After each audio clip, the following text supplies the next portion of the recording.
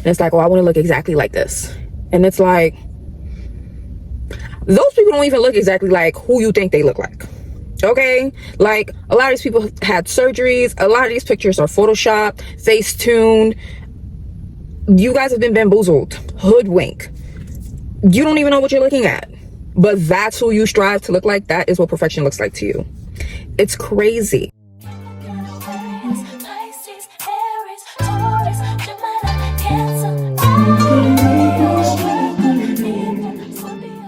Welcome back to my channel. My name is Martine and I am your licensed hairstylist and makeup artist that actually cares about amplifying the best version of you. So welcome to my 30-day challenge of being your most authentic self. I know what you're thinking. I am being my authentic self. I am being the best version of myself that I can be. But what does that actually look like?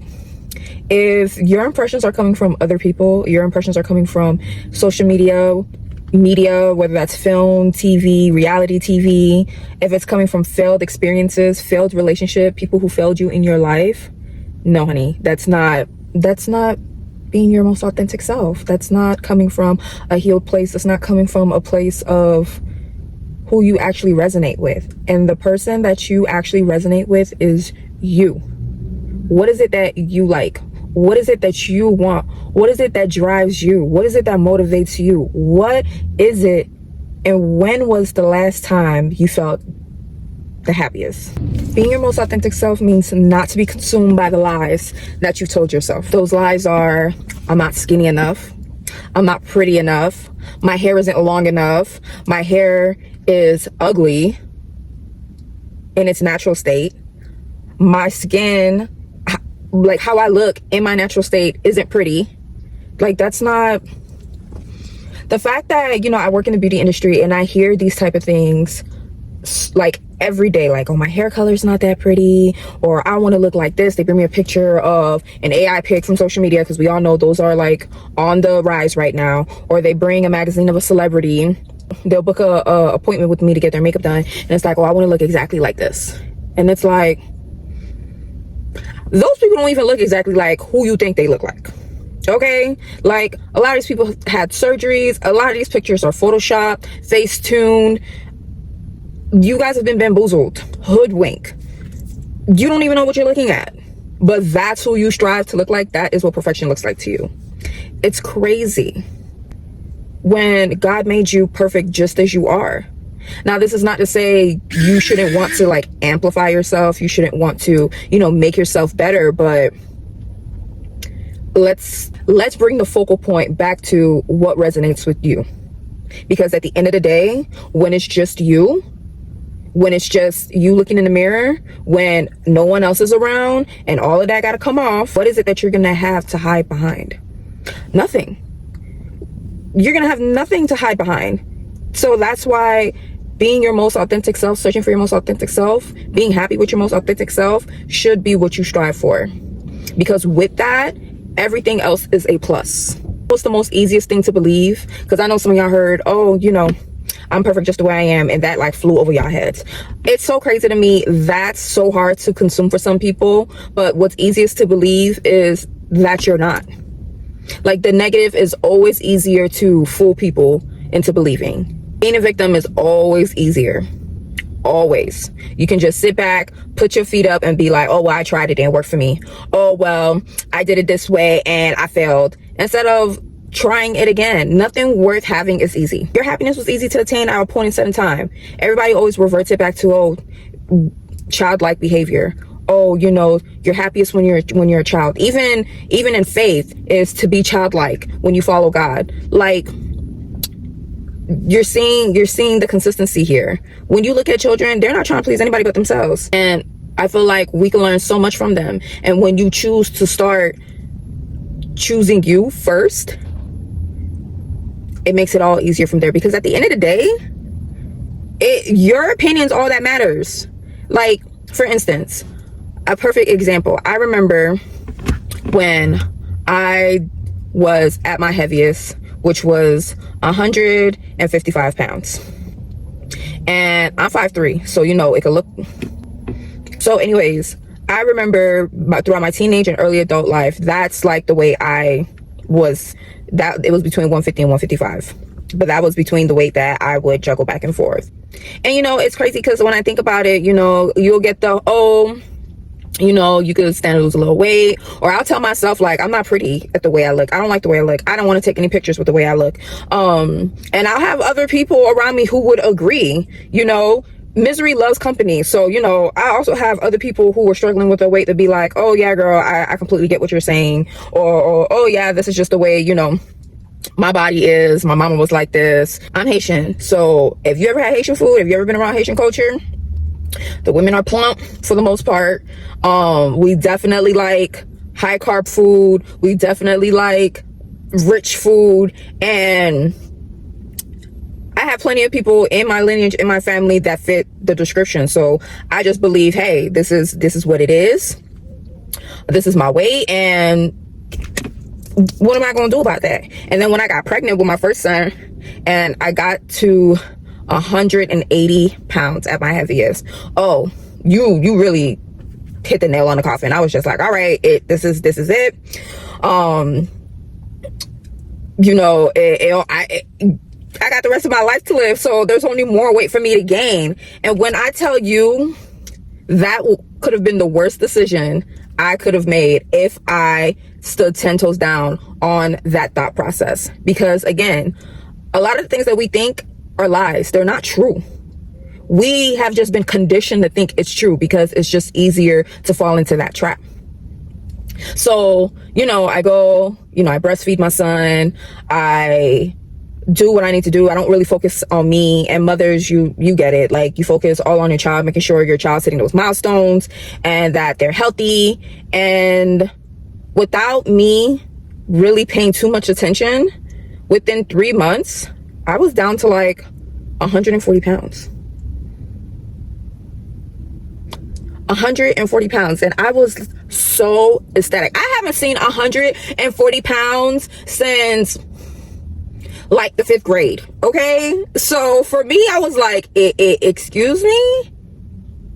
I haven't seen 140 pounds again my senior year. Like, those are the only 2 times, 5th grade and my senior year, that I saw 140 pounds, and they were very short-lived. So when I saw that, immediately I was like, that's a lie. That is a lie. I can do this. I can be better than this. I don't have to be a plump girl. I don't have to be, heavy as set. I can do this. Boom. So again, I changed my whole lifestyle. I, adopted better eating habits. I started becoming much more active. And up until now, because I am pregnant, I'm in my 3rd trimester, I have been 130 pounds. The least amount that I've weighed in my adult life was 127. Now, that was a little too, for me. I didn't like the way, that looked on me. But the fact that I told myself that, my goal was to be within like 125 to like 128, and I saw that and I was like, that's a little too, and so 130 to 132 was like my natural weight that I felt comfortable in. The fact that I even had the tenacity to even get there and stay there and not have my weight fluctuate, you can't tell me nothing. Another perfect example. I have struggled with acne for as long as I can remember. And even now, the only makeup I have on right now is like, I do my brows, I do a little cat eye, mascara, and lipstick. I occasionally, like, if I feel like it, because don't play to the narrative, the lie that just because I'm a makeup artist, or if you're a makeup artist, that you have to wear makeup every day. No, there's plenty of us that don't subscribe to that. We wear makeup when we feel like it. Again, that's a lie. That's a perception. That's not my truth. But, I occasionally wear the makeup when I feel like it. But for the most part, I'm not wearing blush. I'm not wearing concealer. I'm not wearing foundation. I'm not wearing tint. I'm very on top of my skincare. And with being pregnant, if you didn't know already, you can't, do the AHAs, the BHAs, the retinols, and all that. It's the bare minimum. You make sure you moisturize, mineral sunscreen, not chemical. And I'm more of like, I like the chemical sunscreens, but I digress. Mineral sunscreen, moisturizer, vitamin C, and hyaluronic acid. And when I tell you these hormones don't care, don't care. That's another topic for another day. But I have struggled with acne like since I was in the 7th grade up until I was 23. Up until I was 23. When I tell you my acne scars were so bad, it was another reason why I didn't want to take any pictures. Another reason why I didn't want to take any videos, because I was just like, oh my God, I don't want to see myself like this. Like I look so ugly. And because I've always been the type of girly to prioritize my skin, I was trying to find out the latest product that can help with my acne, my hormonal acne, my blackheads, my scarring. I didn't want to layer makeup on top of it because I didn't feel like I was being authentic. And I didn't want people to think that, you know, I had clear skin. Like, this is me. This is what it is. Though I disassociated and didn't like how I look, I knew enough to know this is me in all my glory, and you get what you get. And that never stopped me from dating. That never stopped me from hanging out with my girls. That never stopped me from having fun. I just wore it because it's my skin. Who else skin am I going to wear? What, I'm just not going to like live my 20s, my teen life because of acne? I came up in a strict household, so anytime I was able to go out, I was going out. And I didn't care to learn or had the patience to learn makeup. So I wasn't going to stop not knowing how to put makeup on, not knowing like my foundation shade, not, you know, knowing how to cover things up to make me not go out. And because of that, I was able to experience my life to the fullest that I could, to the fullest that I wanted to, you know? So, and I'm so happy I did. Whether, you know, I got the, you know, backhand compliments that, you know, I didn't care for. But, you know, it's so funny when you're living your most authentic self, when you're being your most authentic self, that you still end up, or even when you don't want to, even when you and trust me, I like I said, I knew my skin was bad, but I didn't care because I had stuff to do. I had bills to pay. I had to go to work. You know, I still wanted to have fun. There was this one time I remember I was in Winn-Dixie. I was with my best friend. And we were going down the aisle and we were just, you know, going grocery shopping and stuff. I had to have been like 21. And there was this Winn-Dixie worker. I don't know if she was the cashier or she worked in stocks or whatever. But she came up to me and was like, oh my gosh, you are so brave for wearing your skin out like that. Ma'am, was that supposed to be a compliment? Was I supposed to go home and pat myself on the shoulder and be like, I'm so happy you told me that? I was fuming. Like, what do you mean I'm so brave? Girl, I'm wearing my skin. Like, I have no choice. I can't just rip it off, hang it up, put something else on, and go about my day. But anyways, she was like, like I could have never wore my skin out like that. And, you know, I wear like foundation, I wear makeup, but I'm just so tired of having to rely on it. And she's just like, oh, at the time I was living in Miami. And she was like, oh, how like, you know, with the weather, it's humid and hot, like 90% of the year. And she was just like, it's just so hot and I'm just so tired and I spend so much money and da-da-da-da. And it's, you know, that's like what she chose. And that's what a lot of people choose to, you know, subject themselves to because they're afraid of showing themselves in all their glory, being their most authentic self. And she just pretty much, you know, just found solace in telling me this. And I, at the time, was not trying to hear that. But I listened to her and I was just like, hey, like, I get it. I just wear my skin out like this so I don't congest my skin and I can easier find the products that will work for my skin, you know?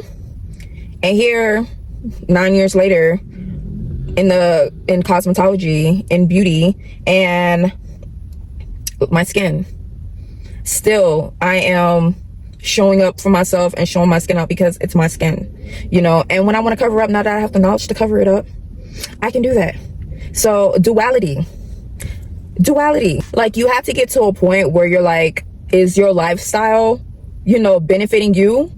Or you know, is the makeup wearing you? Is the hair wearing you? Is the clothes wearing you? Or are you wearing the clothes? Or are you wearing the hair? Or are you wearing the makeup? Like, that's what I want to sit and ask yourself. Because if you have to depend on those things, you're going to feel stuck.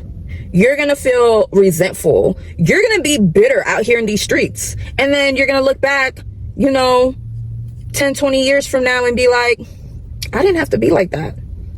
Or worse, you never realize it, and then you push the closest people away from you. You never realize it, and you don't attain the goals that you want to do because you've had those concepts holding you back. And it's just such a shameful way to live when you literally have one life. Okay? So back to my weight situation. When I finally reached that weight, and I was slim and I kept it off, it's so funny to see like the people around you be okay with you self-loathing yourself, or being okay with, you having these habits that don't benefit you. And then when you do start doing for yourself, it's, oh, you think you all that, or, oh, you're going to gain the weight right back. Or what was my favorite? Are you sick? Why aren't you eating? Like, this is another reason why you shouldn't worry about what the naysayers say. You shouldn't worry about what people outside of you have to say, no matter how close these people are. Worry about what you want. Worry about what makes you happy. If being smaller makes you happy, go ahead and be smaller. Adopt a healthy lifestyle so it can stay off. If you want to cut your hair and you're tired of the length, but in beauty, length is what beauty is. Girl, cut your hair. Do whatever suits you, whatever makes your lifestyle easier. If you want to color your hair, but you're worried about, oh, that's not being natural, because the natural community, there's all these laws and obligations you have to do in order to be natural. Girl, go ahead, color your hair, bleach your hair, relax your hair. It's temporary. Hair will grow back. And in doing that, you'll probably find a version of yourself that makes you feel even more beautiful than how you felt before. How do you know if you don't try? I have women that come to me in my chair who are like, I've done this look for the last 10 years. I want to do something new. You know how that makes me feel? I get so happy for them because it's like, oh, welcome to the light. Where have you been? It don't even matter. I'm glad that you're here. I'm glad that you're here. I'm glad that you finally see the light. I'm glad that you finally see the light. Welcome. Let's do the damn thing. Let's cut it. Let's chop it. Let's color it. Let's curl it. You want to perm? You want to relax? Like, what do you want to do? Now, we got to make sure it fits your lifestyle. I'm all for change, but it has to be effective. It has to be, is this something that you're willing to uphold? Is this something that you're willing to, is this something that's going to help you strive? Because if it's to your detriment, then again, that's not going to help yourself be the most authentic you. If anything, you're working backwards, and that's what we don't want. How do you be your most authentic self? You spend time with yourself. The same way you want to spend time with your friends, you want to go out, you want to spend time with your man, you want to be up under your man, you want to spend time with your kids, you want to make sure, you're that best parent. You have to want to do that for yourself. You have to want and take the time, because let's be real, you've probably been piling on the lies for years, and it takes time to get all that out, to decode all of that. It takes time to actually differentiate the voices that you hear. What are the lies and what is actually you? Take the time to journal. Like, you see this, there's some days I journal and they're like pages on pages, and there's other days where it's just a list. There's other days where I just give myself little notes, little notes. Like, one of the notes I have here is, God, keep my sense open to the glimmers in my life. I'm so grateful and thankful for everything. Glimmers. A lot of us are expecting like miracles, are expecting like bam, boom, bap, like stars, fireworks. It's not going to be like that every day. But what I can promise you is that there are going to be glimmers. And what are glimmers? Glimmers, I even wrote the definition down. Glimmers are small experiences of pleasures that happen during simple everyday activities. That can be just as easy, because I'm in my 3rd trimester now, and boy, I be getting out of breath. Sometimes after taking a shower, I'm just like exhausted. You know what's a glimmer for me? Having enough time in between me getting ready for work, before I hop in that car, if I'm able to get out that shower, and I have 5 to 10 minutes to just lay my butt down in my bed, just to chill, just to get a breath, just to make sure my fan is going because I'm hot. Just to be able to just be like, That's a glimmer. What's a glimmer? A glimmer is driving on I-95 and there not being no bumper to bumper traffic, or you just missed that accident that would have caused that traffic, you know, and it's like smooth sailing. Like a glimmer could be you having to pee. Like today, for example, I wanted a little snack, and one of the assistants at the salon, she decided to go public, so she was craving peanut butter and jelly.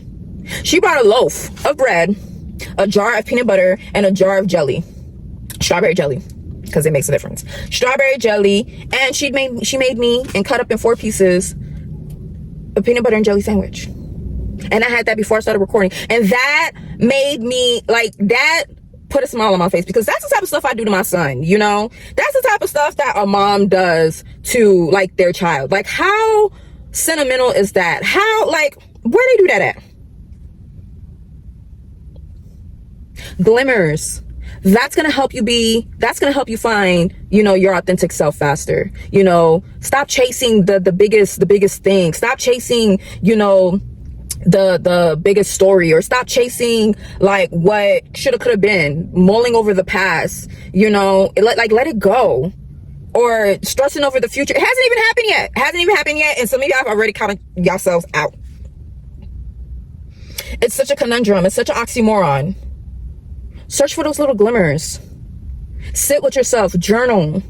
You're gonna start to see like, oh, this is how I process things. This is what I actually like. Prayer, you know, I ask God to keep me open, to allow me to be open to hear, to see, to feel things, you know, over the 3D, because this 3D that we observe can really mess you up.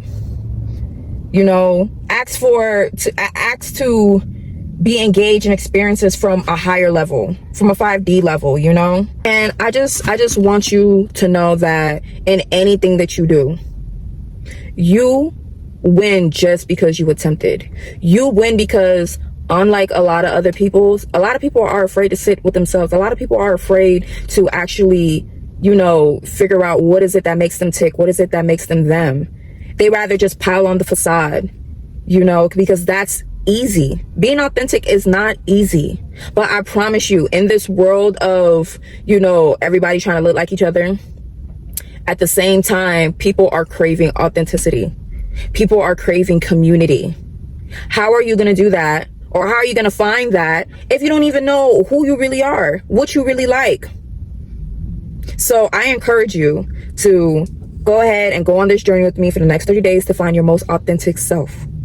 Don't do it for me. Don't do it for the challenge. Do it because you want to be the best version of you. And I'll see you guys next time.